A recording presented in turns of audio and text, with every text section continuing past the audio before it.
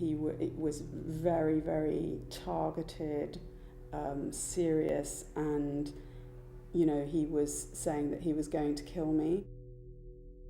At its worst, he was following me, he attacked me on several occasions, just terrible verbal abuse and grabbing hold of me by the shoulder and, holding his fist up. But this was in public.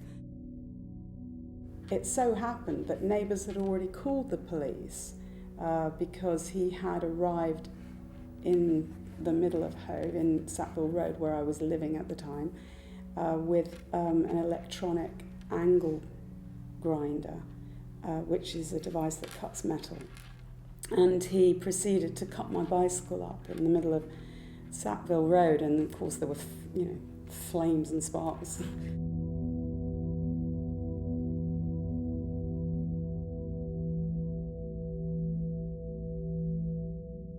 I was a victim of domestic abuse and stalking for 3 years, which ended in April 2015 when my ex killed himself. He would bombard me with messages, emails, any form of communication. I felt like I was under siege. I'd have to lock all my doors. He was turning up at all hours, relentlessly ringing the bell, trying to kick the door in. He would also climb the fire escape in the night, which came right up to my bedroom window, so you can imagine how unnerving this was. But the stalking was so derailing and so frightening that often I ended up returning to him just for some respite. I remember saying to the police and saying to people that I knew, on several occasions, I know how this is going to end. I know that he is going to kill me, or he's going to kill himself.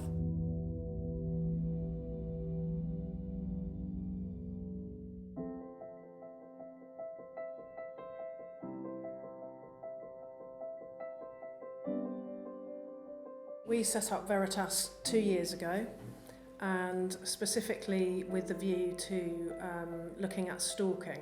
We recently received a grant from the Sussex Police and Crime Commissioner's Office to set up a stalking advocacy service which aims to support victims of stalking regardless of their level of risk and regardless of the kind of stalking that they have experienced.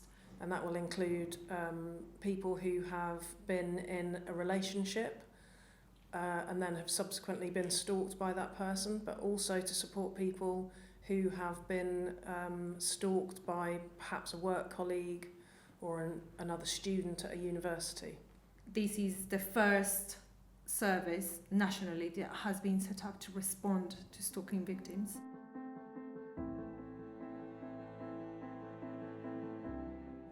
I actually considered suicide because I was so debilitated, exhausted and wretched and feeling that, I just didn't have any more energy to climb out of the hole.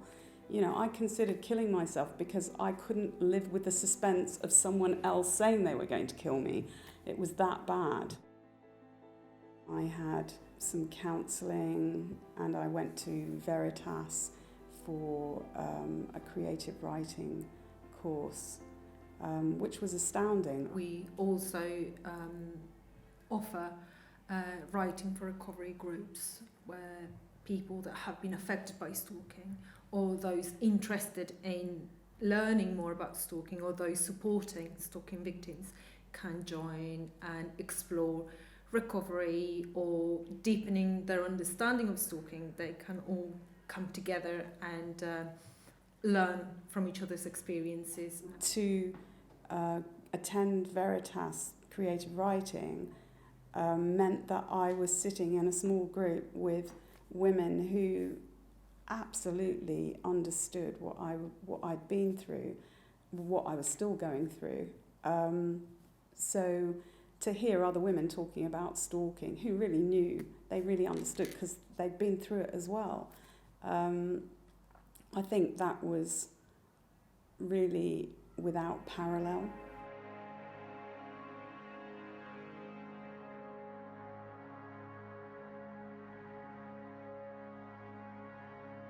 You know, I think really important is speak about it to people, because I felt quite frightened and ashamed a lot of the time about what had happened. I think there is still a lot of stigma, but there was certainly a lot of stigma about women who are in those situations, and I just felt ashamed that I was in a relationship like that, and I felt that it reflected on me, that somehow people would think I was just stupid, and why on earth would I be with someone like that? And that's when I really started to recover, when I named it. When I actually named it as abuse, when I named it as stalking.